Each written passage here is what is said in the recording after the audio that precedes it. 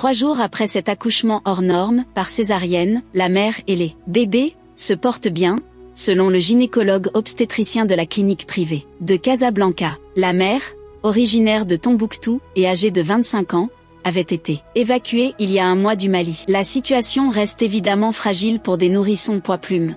Les 9 bébés pèsent entre 500 grammes pour les 2 plus petits et 1100 grammes pour le plus lourd.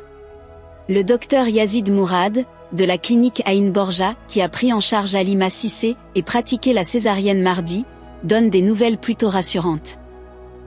Donc, la maman a passé une nuit en réanimation le premier jour. Elle est désormais dans sa chambre. On la surveille, il faut l'accompagner un peu sur le plan psychologique. Jeudi, elle est passée voir ses bébés, et elle va essayer de les toucher, pour que le contact soit fait. Du côté des bébés aussi, la situation est sous contrôle, ajoute le docteur Mourad, les bébés aussi vont bien. Il y a des bébés qui sont extubés. Pour l'instant, tous les 9 se portent bien, espérons que cela continue. Je dis toujours, c'est au jour le jour. Pour ces tout petits bébés, 5 filles et 4 garçons, il faut envisager 6 à 8 semaines d'hospitalisation. Dans de telles circonstances, une infection peut être fatale.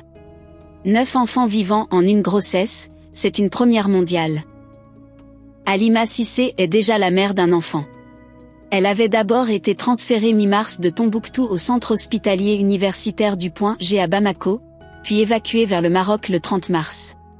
La césarienne a été pratiquée à 7 mois de grossesse, et alors qu'aux échographies 7 bébés avaient été signalés, ce sont finalement 9 enfants qui sont nés au Maroc.